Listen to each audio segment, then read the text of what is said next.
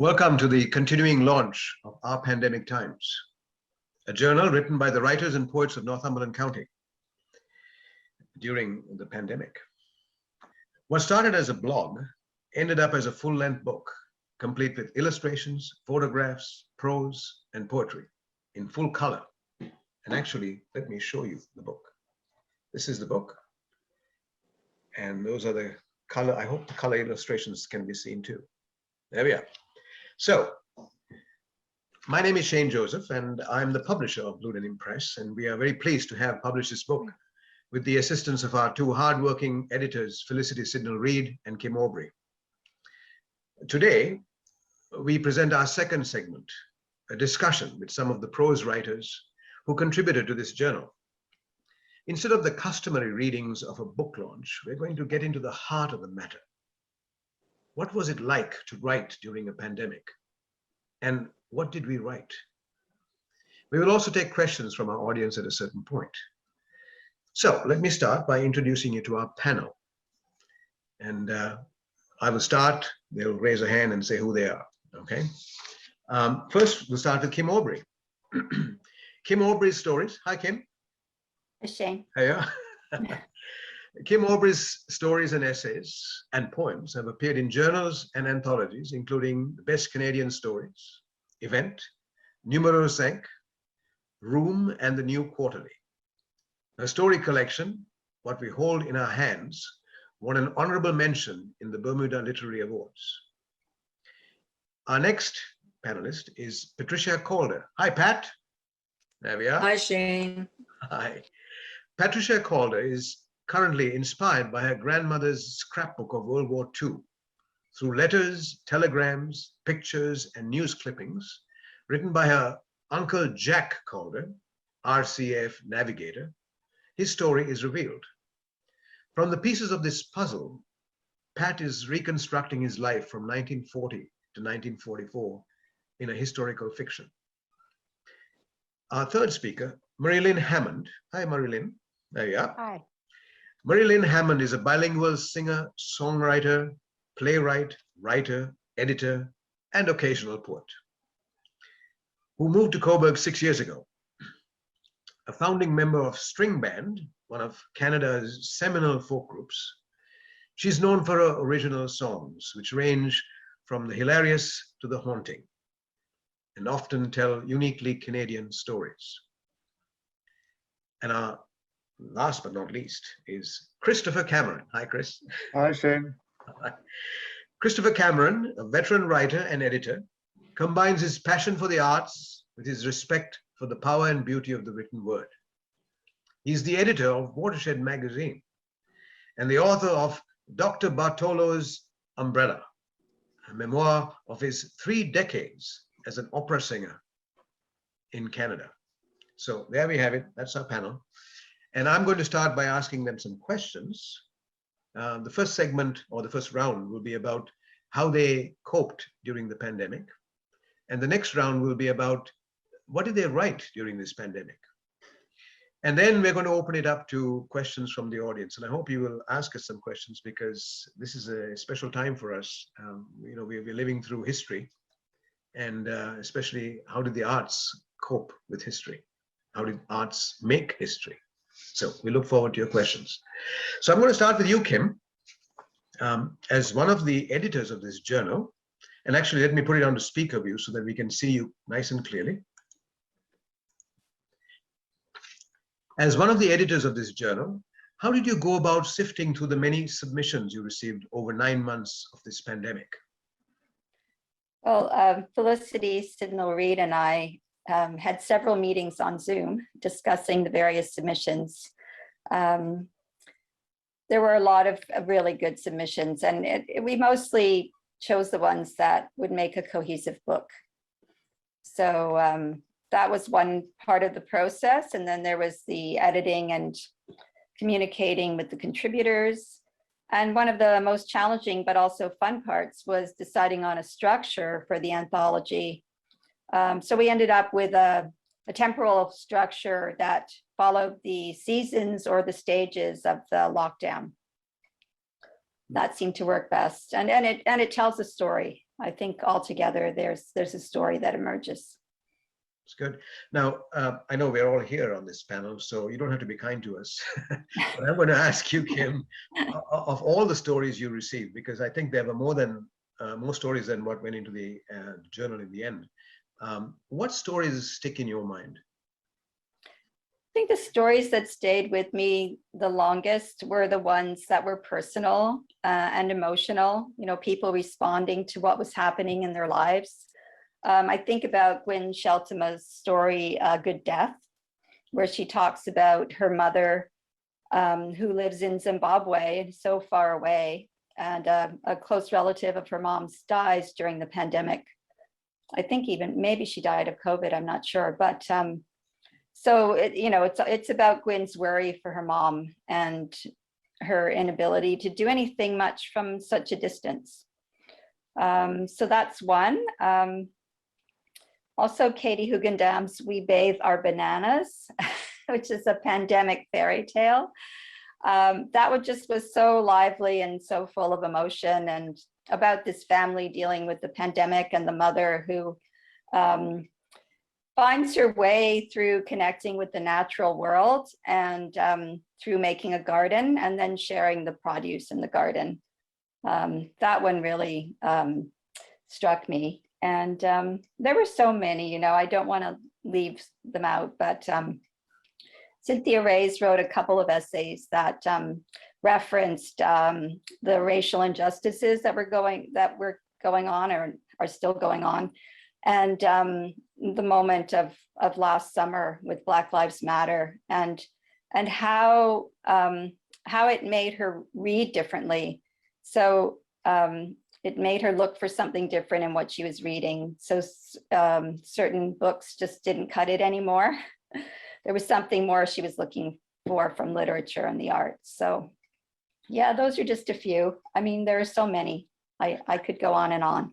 Yeah, thank you, Kim. That's good. I remember those stories too. They were quite striking. Mhm. I'm going to switch to Pat. So Pat, I know you've been writing about Uncle Jack for a long time. Back in the old days when we were workshopping your stuff in the Pollard group, we read certain extracts from Uncle Jack. And why did you choose to write about Uncle Jack during the pandemic? Well, I think that during a couple of reasons. One is that the veterans are dying and their stories are dying with them. And I believe that Uncle Jack's story is not only a story for my family, but it's a story for anyone who had a relative in the war, because their experiences were very similar. They received almost carbon copies of the letters from the officials in England when their loved one was either missing or killed. They went through all these experiences together. And that's very similar to what we were experiencing during the pandemic. We were isolated. We were dependent on people giving us rules and regulations, telling us what to do. And this scrapbook of my grandmother's had been bugging me. It had been calling to me ever since it fell into my hands. And I was my grandmother's eldest grandchild. We were very close. I lived near her during the years that I went to university. And so I felt that I wanted to honor her. She made this scrapbook for a reason. And the reason was to tell Jack's story. He was her son who died during the war. And she wanted him to be remembered. And so I wanted to finish the job for her. Well, that's a good reason. Now, Uncle Jack was reputed to have had several accidents in World War II. Can you tell us a few of those?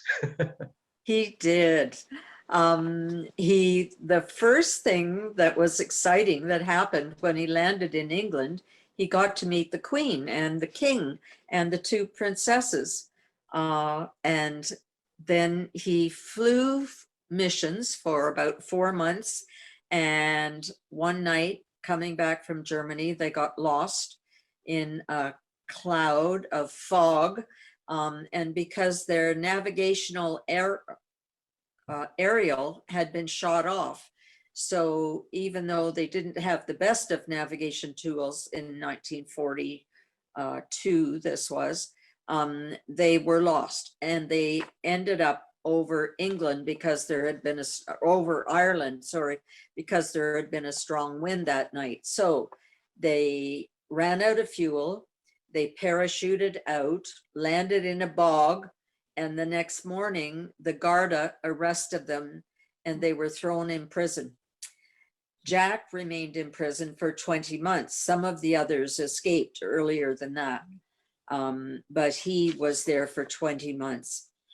And then when he did escape and get back to England under a cloud of mystery, he had to retrain because advances had been made in navigational tools.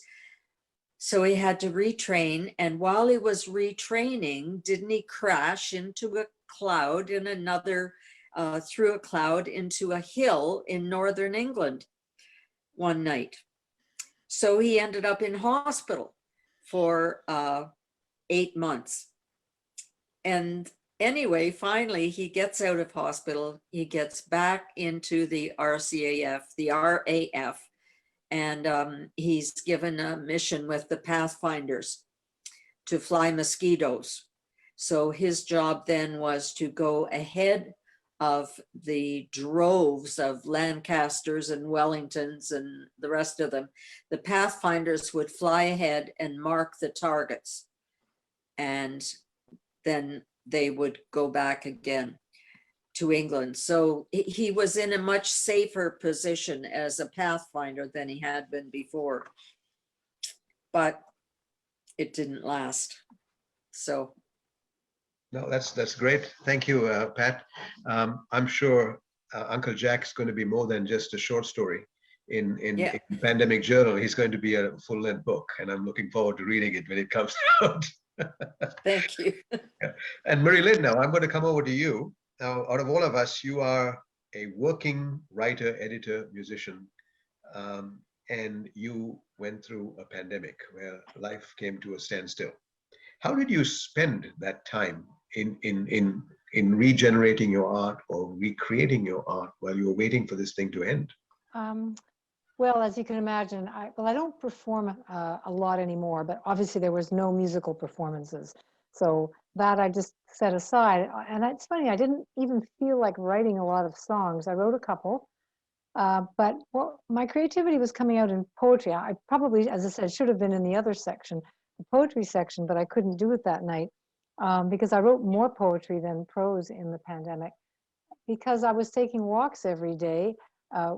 You know, winter, spring, through the freezing weather, and thinking about the natural world a whole lot, observing the lake, observing the flora and fauna as the season changed, and thinking, you know, focusing on what we humans as a species have done to this planet, which is not very pretty or nice.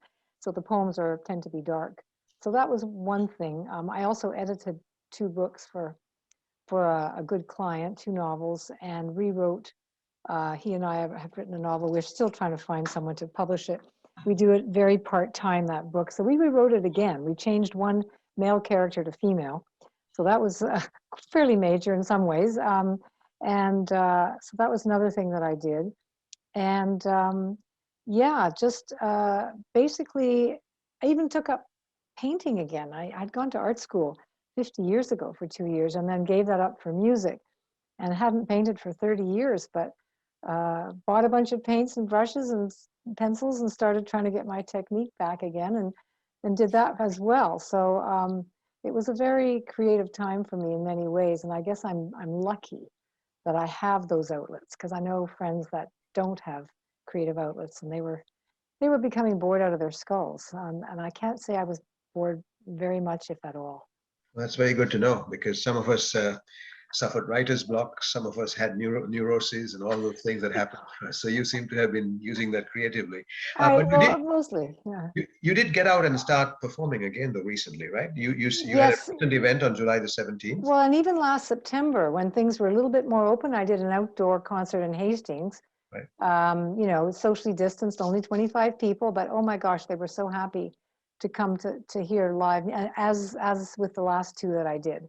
And Pat came to one of those, and Chris, and yeah, so I think that's starting to open up a bit more. And you know, I had to really get back into shape because I didn't sing much during the pandemic. As I said, I didn't write songs, and that's when I tend to sing. So yeah. How is organizing things in this new environment? Is it a lot more effort?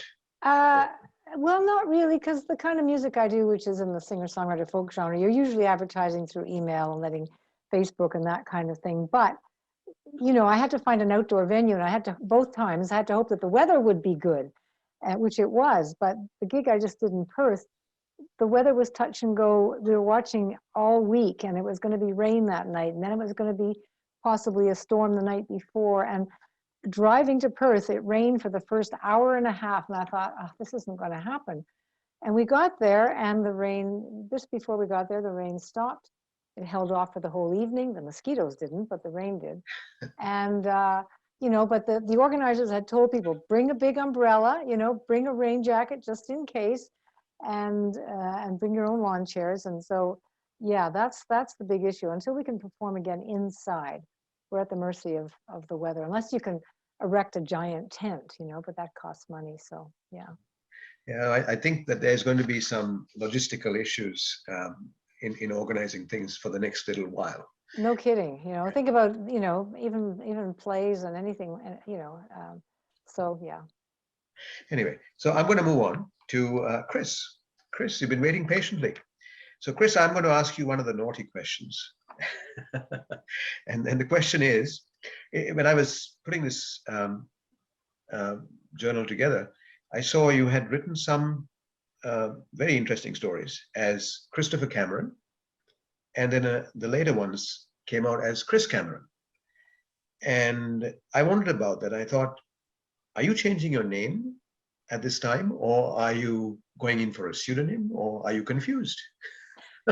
What's the pros and cons of changing a name midstream when you're a writer just getting out and getting a name for yourself? Because you've got a book already under Christopher Cameron. I think I could answer all of the above to your options there, Sean. I really, as a person, I'm of the call me whatever you want, just don't call me late for dinner school of names. I've been called worse than Chris or Christopher. Christopher Cameron was my professional name when I sang opera for a living. And it's the name that appeared on the program and on the posters and things. So that was the name I went ahead and used as the author when I wrote my memoir about singing opera. But ever since then, it's been a bit of a grab bag, as people know. Most of my friends call me Chris, although there are one or two very close ones who call me Christopher. And I appreciate both. I'm happy to be called either. Now, in terms of a brand or a writer's name, I agree it's a very sloppy way to build your brand, which is probably why I don't have much of one. In fact, I have a whole chapter in my memoir about what a lousy marketer I am. In fact, maybe I should just start using the initial C Cameron. It might help. But basically, I mean, the short answer, which I'm not making short, is that most people call me Chris. And that's, so when people are going to put my name down on something, they usually put Chris down. But when I sign my name as an author, I sign Christopher. So I could be either. Okay, good. So for our viewers watching out there, if you see a Chris Cameron and you see a Christopher Cameron, it's probably the same guy. Just read it for the same author. So thank you, Chris. Thanks for that explanation, because I was a little confused about that. I'm going to, before I go into the next round of questioning, I just want to let our viewers know that you can ask questions. I've got my little Samsung up here, and I'm monitoring the comments that are coming through on the feed, on the Facebook feed. So leave your question or your comments. We really like to hear from you because it's all about engagement. And I'll be happy to pass it on to the panel here and get their responses to you. So I'm going to go into the next round of questions, and then hopefully we'll have some questions from the audience piling up on our feed as well. So I'm going to start again with Kim. So Kim, in addition to poetry, you have a prose piece in here recounting a family trip to the US that had to be canceled. What were the consequences here, and how did you work around it? Yes, we had planned to visit my mother. She was having a hip replacement surgery. So we were actually supposed to leave a couple days after they declared the lockdown. So it was pretty stressful the week or so before. We didn't know if we would be going or not. And we ended up deciding not to go. And my brother, who lives in Texas, stepped in and said he would go. He even booked his flight, but then my mother's surgery was postponed because of COVID. She didn't have it, but just because of the pandemic. So it ended up being rescheduled for May, and my brother was able to go. We still weren't able to go, and we still haven't seen my mother. It's been over a year and a half since I've seen her. So we're hoping that the border will open reciprocally soon. Maybe by September we'll be able to go. So she ended up being okay, and because I'm not able to visit her, I've just been talking to her on Skype frequently, and she seems to be managing okay. Good. I know we've all had issues. I haven't seen my son in over a year. He's living in the United States, and it's been a challenge for all of us. Yes. Now I'm going to do a little show and tell, Kim. I'm going to show the readers, viewers, this little journal. I don't know. It's this one. This is Gwen's mom, but this is the journal I was going to show you, and this is Kim's journal. Apparently, it's full of hieroglyphics, which I can't figure out. and then there's another one here which has got illustrations of pictures. I think this is Kim doing all sorts of calisthenics. And I just wanted to know, was this a form of therapy that you tried to engage in while you were being locked up during the pandemic? No, actually, I had started that journal in December before the pandemic. I'm a big fan of the cartoonist Linda Barry, and she has some wonderful books about, teaching, writing, and drawing. She teaches, or used to teach, at University of Wisconsin. So she has one called Syllabus, and I had read that and decided I wanted to do one of the exercises she gave her students, which was to keep a daily journal with a very quick self-portrait, a list of 7 things that you saw, 7 things that you did, 1 thing that you heard that day, and another little drawing of something that happened. So I had already had a well-established routine of keeping that journal. So it was one of the things that helped me get through pandemic. I think I had other things that I added to my routine, and I was also working on a novel before the pandemic started, so I was able to continue with that.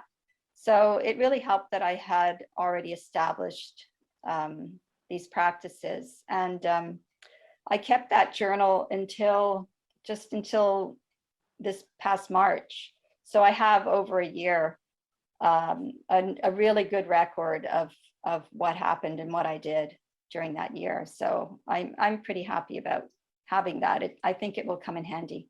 Yeah, that will become your pandemic journal. Yes, my personal pandemic. Your personal.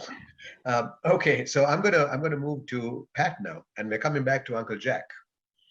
Yes. Uncle Jack kept going back and back into combat. Now, was it something of his choice, or was it because he didn't have any choice? Oh, no, he had a choice. And there were many airmen who came home to Canada. And there were many airmen that were still joining up. So there was lots of choice. It was said about him that he still had too much fight left in him. The commander, Air Chief Sir Arthur Harris, wrote that the bomber crews were delighted to be associated with the invasion and liberation of Europe. These guys had started out together, and they had made a promise that they were going to do this job, and they wanted to finish what they had started. They wanted to see the liberation of Europe. They wanted to be part of it all. And they were all they were all buddies. They were all friends. They used to meet at the Brevet Club in London whenever they were on leave or whenever they could spare a night. And they would, you know, just, they had these wonderful social times together, and they were all friends. They wanted to be together and keep fighting till the end. Right. Now, Pat, I did a bit of show and tell with Kim's journal. Can you show us the picture of Uncle Jack and his gang, just so that we get a sense of? Ah, yes, I can. This is, okay, there, can you see that? Yes, I can.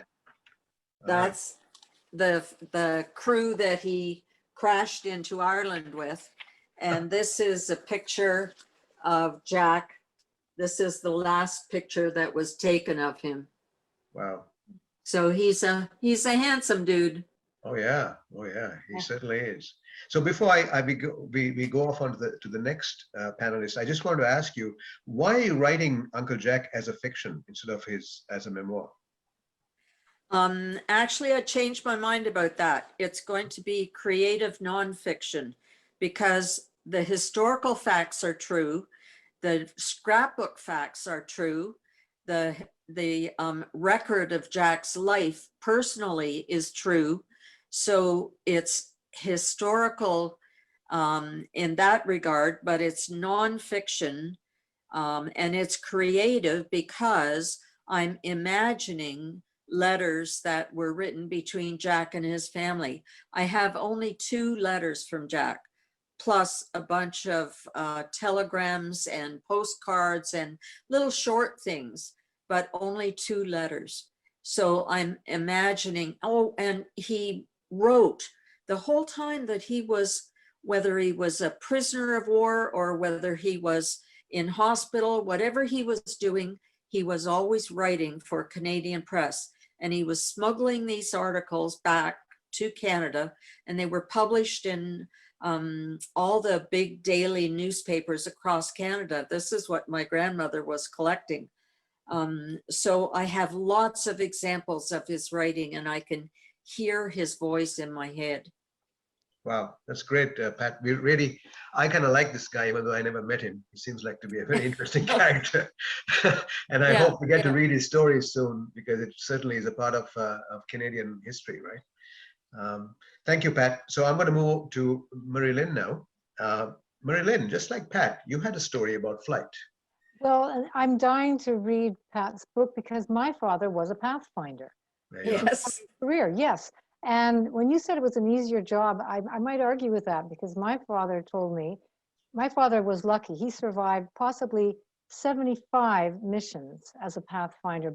And what he told me, I only got to interview him once about his job because he didn't want to talk about it much, but many people that went through, you know, difficult things in the war. He said the pathfinders went out alone. They were sitting ducks leading, you know, the bombers. The bombers had fighters to escort them. The pathfinder was one lone guy, and they were a sitting duck for the German guns. They would be coned in the spotlights and in the lights, the searchlights sometimes, and they would have to weave their way out of there through the flak and everything. So, so yeah, it's no wonder that Jack did not make it. And it's amazing that my father did. So yeah, I grew up as an Air Force kid because my father stayed in the Air Force after the war. And although my story in the anthology has nothing to do with the pandemic, I dug it out because the story I wrote 30 years ago and really hadn't done much with, and I rewrote parts of it, thinking it might, you know, it could be part of this pandemic journal. And it was, so it's set later. It's set not in the wartime. It's set during the Cold War, which is the period I lived through. And my father at that point was he was a jet fighter.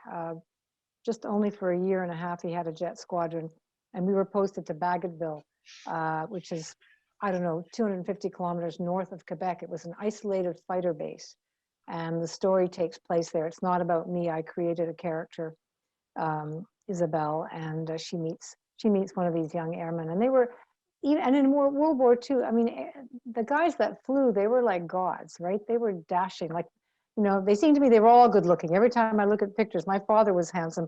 Or it's just the confidence and the cockiness maybe that comes through in those photos. You know, these guys were basically escaping gravity. And you know, and risking their lives too. So yeah, so there's a real, I'd love to know if they ever met, you know, your father and mine, because like you Yeah. said, they were a small kind of, and the Pathfinders were like an elite group, and they probably might well have crossed paths at some point. Like we could probably, if we were good researchers, discover where they had each been stationed and posted, and find out. But yeah, so it's fascinating to me. Can't wait to read your book.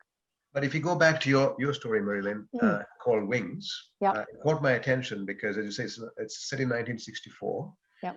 It's about a girl who wanted to fly. A It's woman. it's a love story. It's bilingual, bicultural. He's from Calgary. She's from northern Quebec. And I love the description where you say, she sees the sky in his eyes and he sees the earth in hers. Basically, he had blue eyes and she had brown, I think. Yes, yes. And that was a great way of conveying it. What else were you trying to convey to us in that story? Because it's a multi-generational story. Right. Well, the bicultural thing is also my family, of course. I'm half French, half English. But there's also a feminist undercurrent there, because she does want to fly, and it just, she actually falls in love with these jet fighters, which I describe as, they look like predatory birds, and he's very surprised in the story that she finds them beautiful.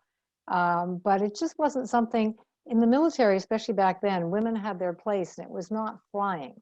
It was, you know, on the ground. There might be some jobs like radio operators, but mostly if you were an Air Force wife, it was your job to take care of the family, take care of your husband, you know, make sure that that he was always in a good frame of mind when he had to go fly. In fact, there's something in the story where there was a saying, which I heard my mother and the other wives say, that you were never supposed to have a fight, an argument with your husband the night he was going to fly, or the evening. They did, mostly their flights seemed to be at night, because you could throw him off and there could be an, you know, an accident.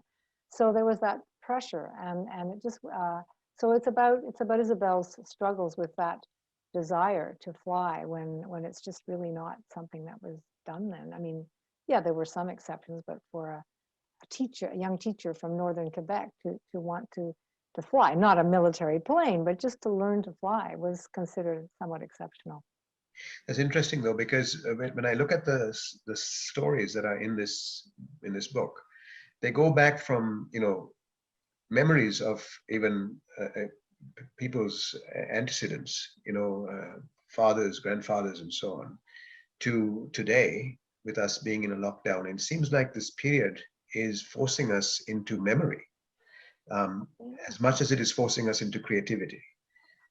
I think that's a good observation, you know, because we had a lot of time on our hands, and my father died many years ago, but all around me, you know, I had friends who were losing family members, some of them because of COVID. And yeah, I think it brought death to the fore, and it brought, as you say, us, you know, reckoning with the past, and thinking about those that we have lost, how, in whatever situations we lost them. But yeah. Well, thank you, Marie-Lynn. That's a good explanation of that story. I'm going to go to Chris now. And Chris, you're more in the present than the other stories. You wrote about how you went, how you sought a publisher for your memoir that eventually got published, but landed you with the title, and that's the title of the story, The Greatest Fool in the World. Are you saying that we writers are a bunch of fools? I hope not. I hope not. It's actually not my own title. It's the title of the essay, of course, but it's actually a quote from a paragraph in a Virginia Woolf novel, Orlando. And she writes a whole paragraph about how writers find it sometimes hard to decide whether they're the divinest genius or the greatest fool in the world. And she mentions sometimes how you write and it seems great, and then you read it and it seems horrible. You find a perfect setting and the next day you look at it and it's garbage.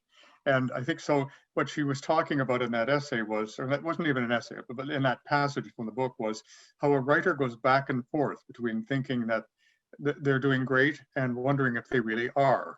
And so what I was talking about in that particular essay, which was, yes, about trying to get my manuscript published, was talking about a phase in the development of my book, in the process of the writing, The kind of mood swings that you have, the confidence swings.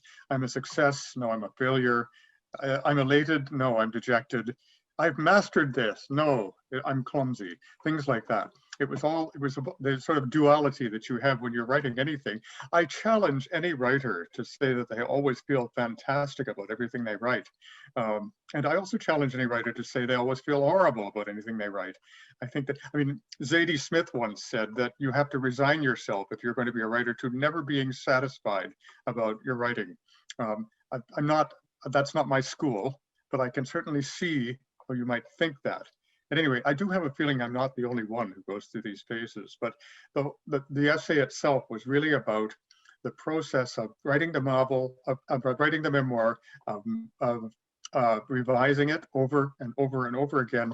And at the very end, realizing that I had written a bunch of garbage and throwing it all out, doing it all over again, submitting it, and it was accepted by a publisher when I finally was writing in my very own voice. And that was when I felt like the greatest genius. Oh, that's great, because I mean, you know, what you did is also an act of courage, because a lot of writers don't want to admit to the utter dejection, the utter rejection that they go through in the whole process, the questioning, the second guessing of, am I doing the right thing? Should I be playing golf instead? You know, and so you got in there and you actually said it the way it needed to be said. And I think most writers or wannabe writers, especially wannabe writers who are aspiring to get into this perilous profession, should read your story, because I think it will be a good wake-up call to say, do I do this or do I not?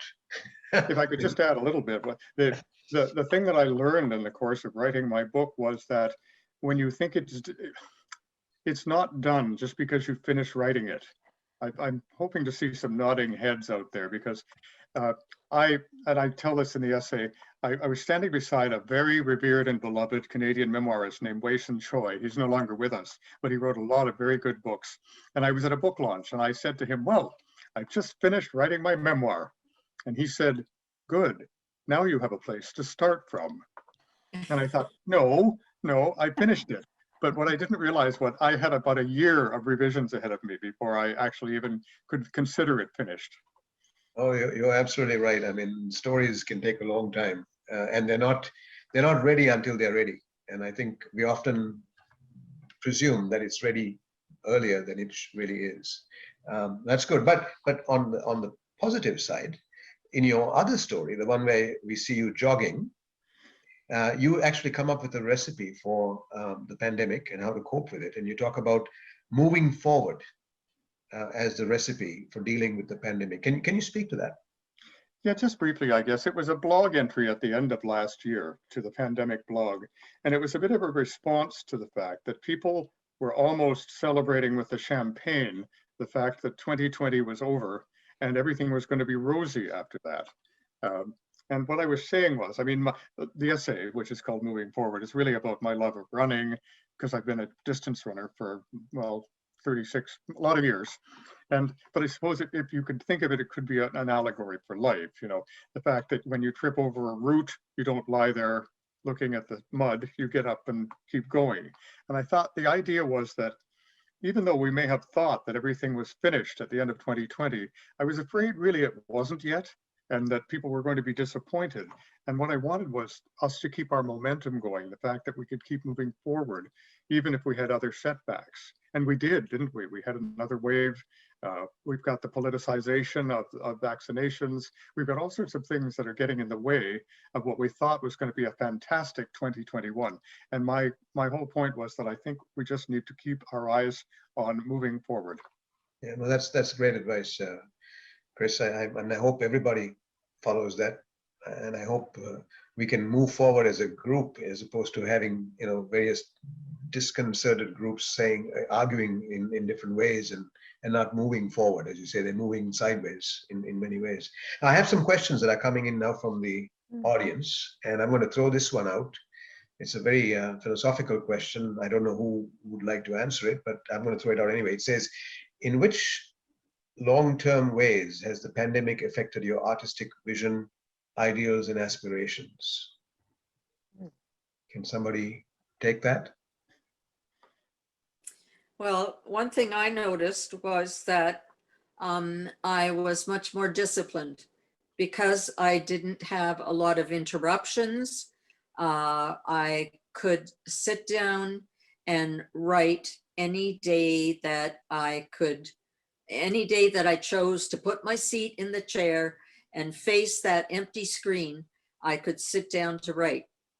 Whereas the rest of life tends to create all kinds of interruptions and surprises and doctor's appointments and, you know, all the busyness of our lives, grocery shopping, all that was cut to a bare minimum. And so we had this tremendous gift that we could really force ourselves to be disciplined. So I got a lot more writing done than I thought I would. That's great.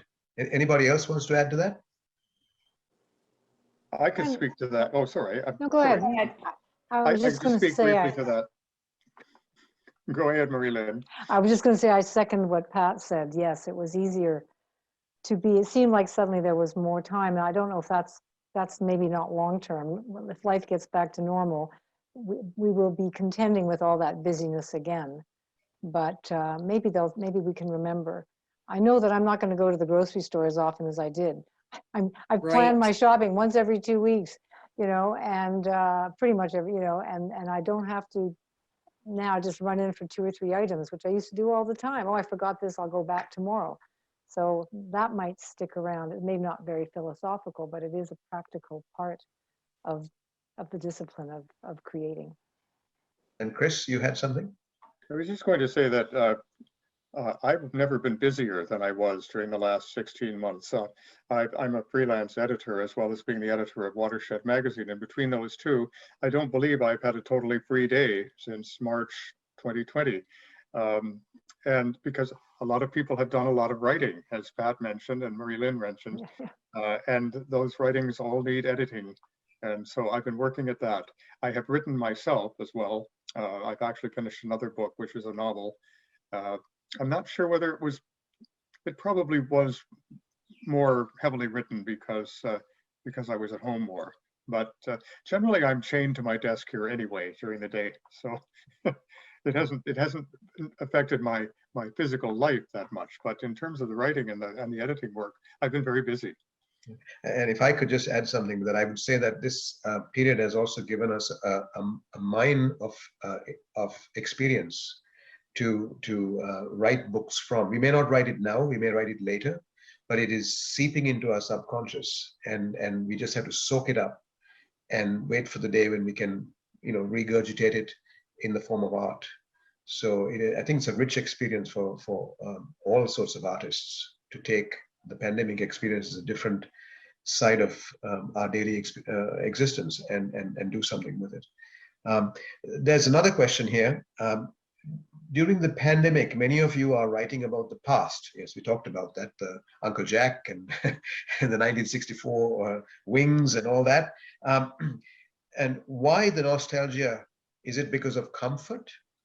Or is there something else about showing a parallel between how you deal with death from COVID? Can someone talk to that? Well, I think I did a little bit. I just talked about it earlier, saying that yes, I think we are reckoning with losses in the present, which certainly has made me think about losses in the past, and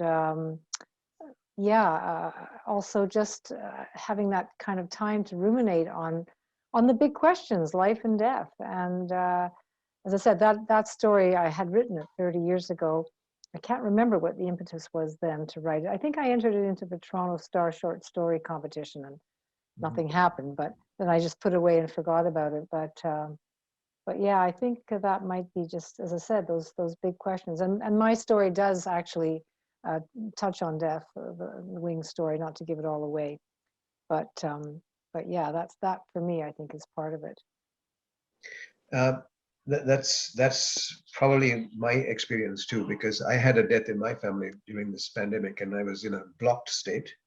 And then suddenly that kind of catastrophic event just pushed me into writing suddenly, and I've never written a memoir in my life, but I started writing a memoir. I don't know how good it's going to be. I don't think it's finished, but it kick-started me into this business, and it was, I think, this confrontation with death that was pushing me towards it. I have another question here. Do we have enough perspective on the pandemic to write about it now, or do we need to wait a year down the line when we can look back objectively? That's a good one. Anyone want to start? Kim? So I've been working on a novel for a couple of years now, and the pandemic has already made its way into my novel. So I do think at least we have enough perspective on, or at least I can write about it as a kind of thing that's happening to people in the present in the novel. In terms of having perspective on it as a topic for a whole novel or a theme, yeah, that might take some time. Yeah. I don't think I'd be ready to do that. You know, as I said, I wrote a lot of poetry about the pandemic during the pandemic, so maybe it doesn't have the correct perspective, but I could not avoid the topic, especially as I observed the natural world and thought about our relationship with the natural world, whether or not, you know, COVID was started by an animal virus jumping to humans because of habitat destruction and the way we treat animals, or whether it leaked from a lab, who knows, but it doesn't matter. Other pandemics to me have, well, not to me, I mean, mad cow disease and the avian flu, they are connected to the human connection to the animal and natural world. And now with this summer of fires and floods, we're seeing, you know, again, we're living through, you know, humans' relationship with the natural world. And so for me, whether I'll have a different perspective in a year or two, I don't know, but it was impossible for me to avoid as I was walking around by the lake and just thinking about the natural world and our relationship to it. Yeah. Yes, Pat.